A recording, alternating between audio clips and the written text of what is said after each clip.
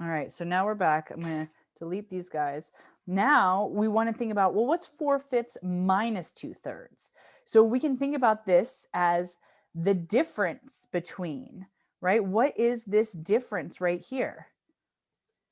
What is this space? Oh, sorry, not that whole space. Oh, and I should use the, I'm going to be in,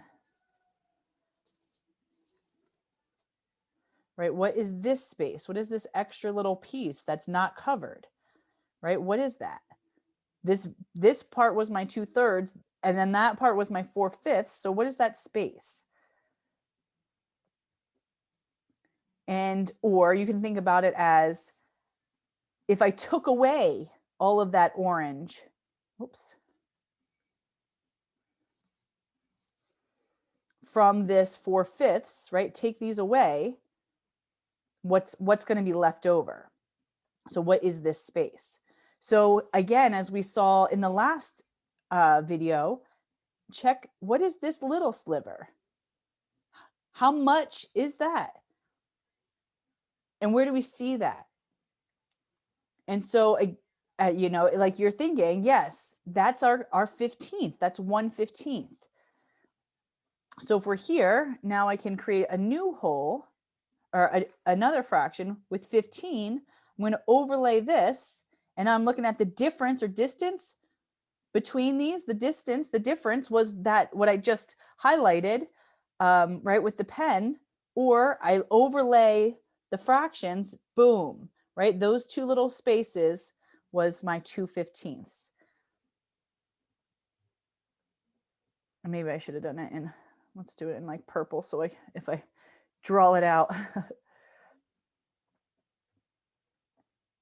And so just like we did, you can make common denominators, right? Take this guy, make them out of 15. Take this guy, make them out of 15, right? Just like we did with the addition. And so this one was our, sorry, show this equivalence, exactly the same, 4/5. Show this equivalence, exactly the same, 2/3. And then now, again, we compare. What is this space? The difference between is our 2/15.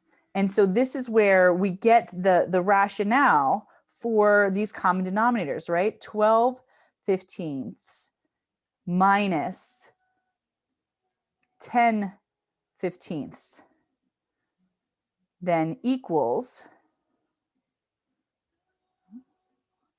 2/15. Oh, sorry, not 2/5, 2/15, right? That's the difference between 4/5 and 2/3. So I want you to see how using the tools helps us to develop this rationale. Where did common denominators come from?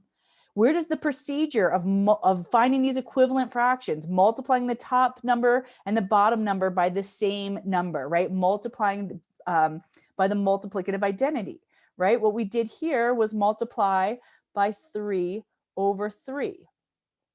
And why is it always, or possibly the denominator, right? The other denominator.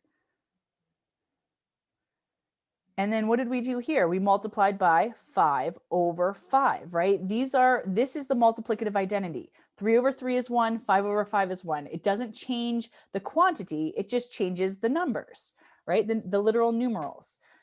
These are equivalent. They're exactly the same. And that's what's so important, and that's what's so powerful. And then we explain the procedures for finding equivalent fractions, finding common denominators to then get at our, in this case, the difference, right? We needed those 15ths because we didn't know how much that space was, right? When we compare these two, we have no idea what that space is. And so it's really important for us to make sense of that and to find that, you know, and the only way to do that is with our common denominators. But we didn't have to do them first, and we didn't have to do this multiplication first, right? We didn't have to find these equivalent fractions first. We wanted to understand what subtraction meant And it's this comparing or taking away.